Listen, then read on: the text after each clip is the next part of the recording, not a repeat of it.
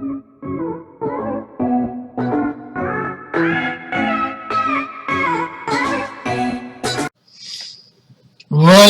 students, welcome to my second part of my video.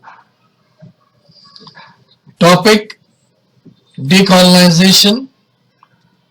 Topic number 7, decolonization to political integration of India. Now my dear students, we are focused on what happened in the first part. What happened when we got freedom? Were we happy because all our territories were free? No. My dear students, we could see that all our territories were not free. There were 600 princely states. There were certain territories which were ruled by the French, certain territories which were ruled by the Portuguese.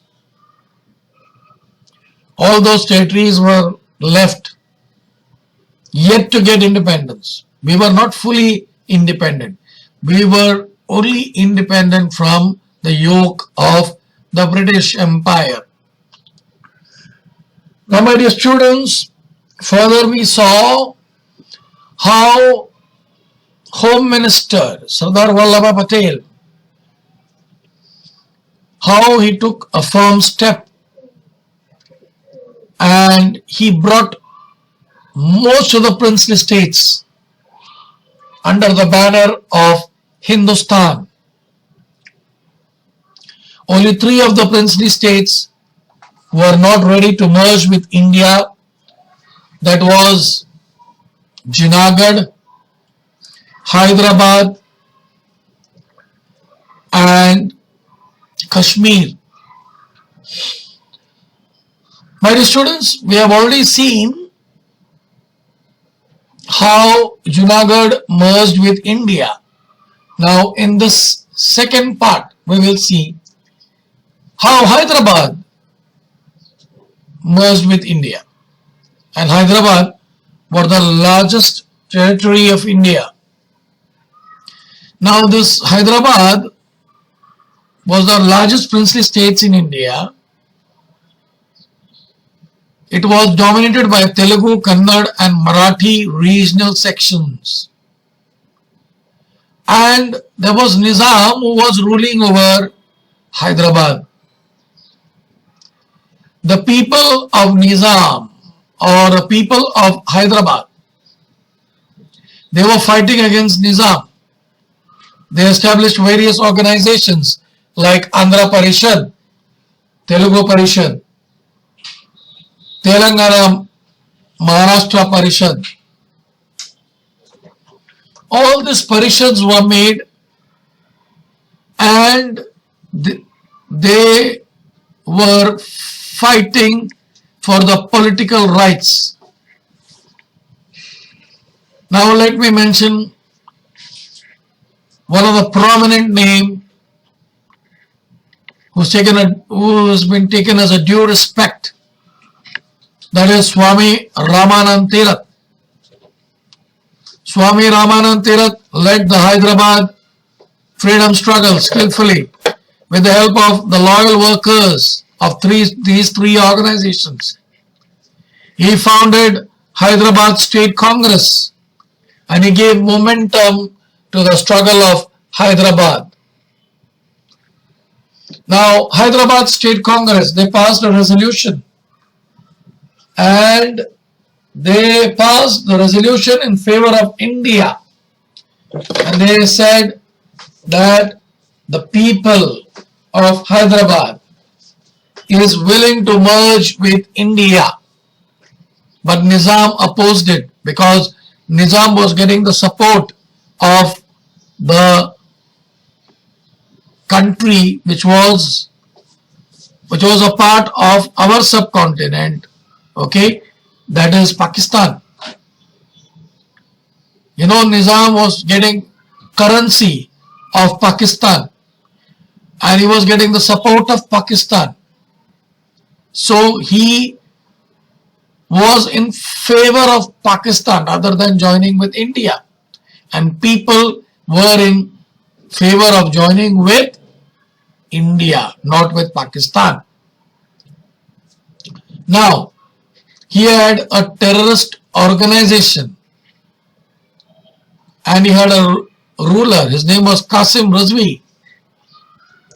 Qasim Rizvi supported Nizam. He opposed the people, those people who were in favor of merging with India.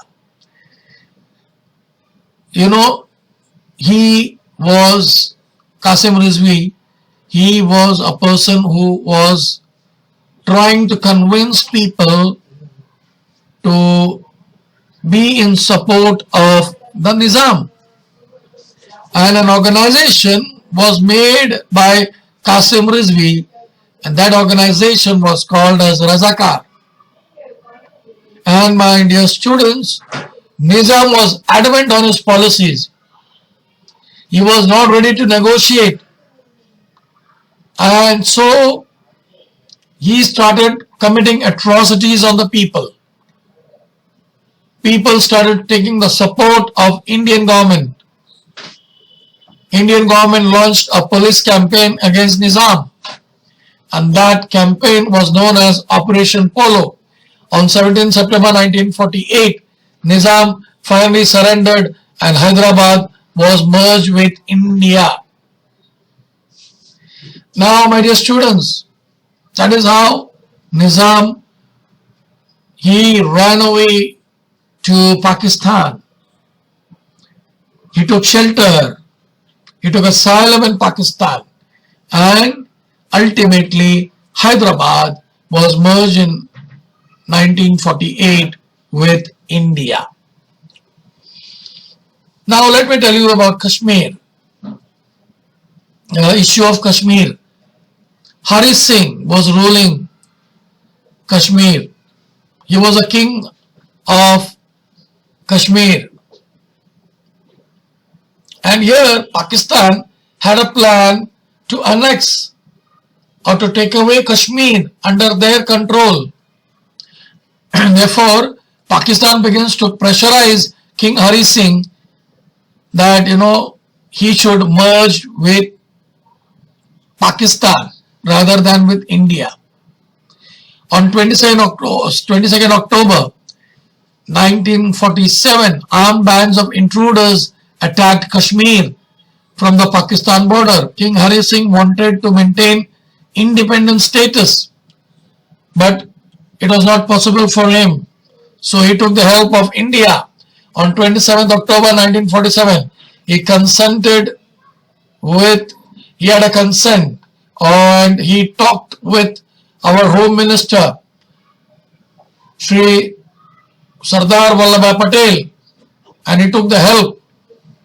And ultimately, on 27th October 1947, he made an agreement, the instrument of accession, to the government of India.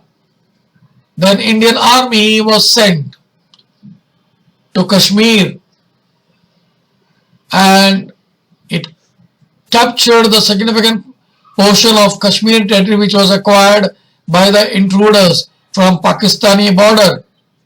However, they managed to hold some portion.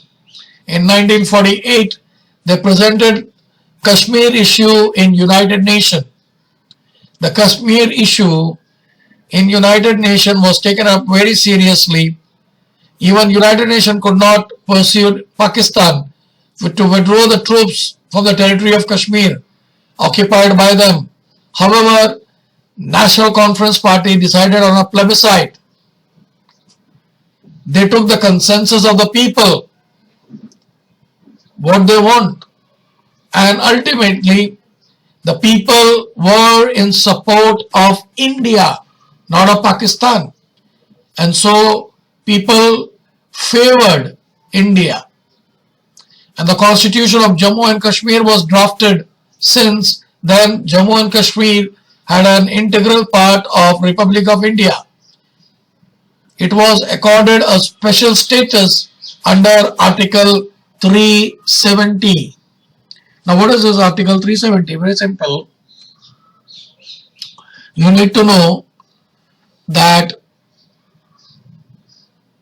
if you enter into Kashmir, they have been given a special status. Their culture, their tradition, they will maintain it and nobody is going to question them.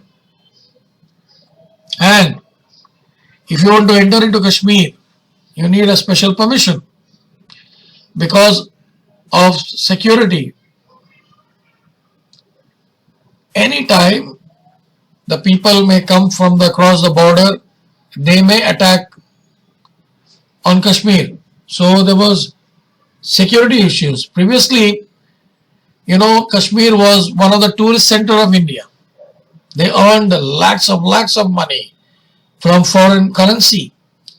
But later on, the element of security or the question of security came in, and what has happened? Kashmir had been given a special status where if you want to enter, you have to look at the security part.